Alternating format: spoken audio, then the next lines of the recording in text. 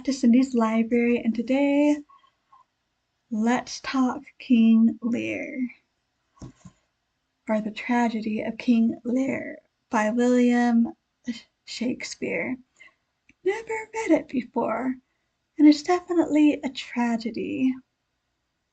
You have a whole bunch of characters.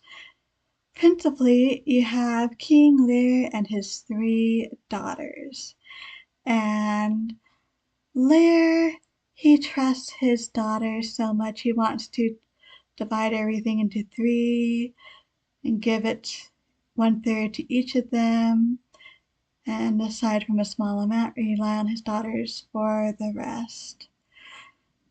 Before all of this happens, he insists that each daughter tell him basically how much they love him. And it does not go well. The first two daughters do exactly as he asks, but his third youngest daughter, Cordelia, she refuses to play the game. She refuses to flatter him. So in fury, he exiles her, and he exiles, I think it's the Duke of Kent. Anyway, he stands up for her, and so he exiles Kent as well. The thing is, the other two daughters, do they live up to their part of things? Do they show true affection to their father even after he has no more power over them? Sadly, they don't. Cordelia is the only one that really stays true to him. And the ending truly is tragic, with tons of people dead by the end, sadly. And it's interesting that Shakespeare took this view or went this way with this story, because historically there's a potentially perfectly happy ending Shakespeare could have used, but he decided not to, which leads to the question, well, why did he not? One answer is probably when Shakespeare wrote this. And King Lear is not his last play, but it is getting up there, pretty close to it. Might not even be within the last 5, but definitely within the last 10, I would say.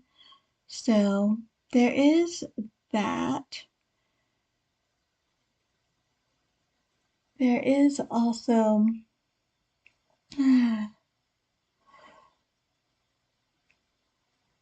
I think this was written,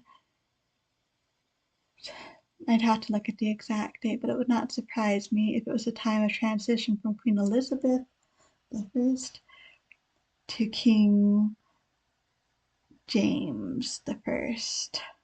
So that might have a bit to do with it as well. In a way, you could consider it a history just because it kind of is based on actual history, but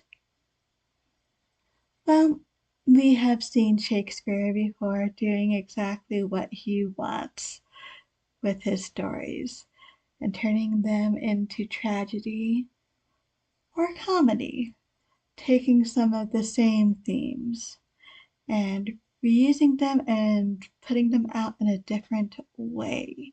So there is that. Anyway, like joy may be a little too strong of a word for a tragedy, but I'm very glad that I read this one, and I now understand what everyone is talking about when they talk about King Lear. And last year, I forget the Russian author, but he did King Lear of the Steppes or something along those lines.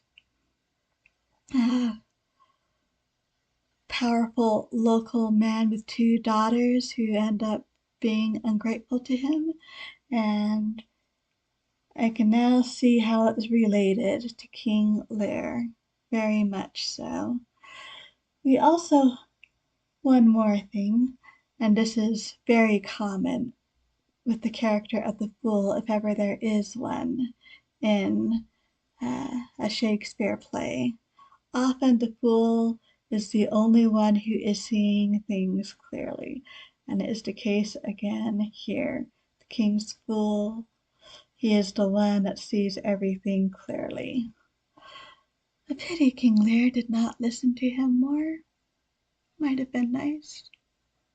Anyway, that is all I have to say about King Lear today. So, have you read this one? If so, what did you think about it? I'd love to hear all about it.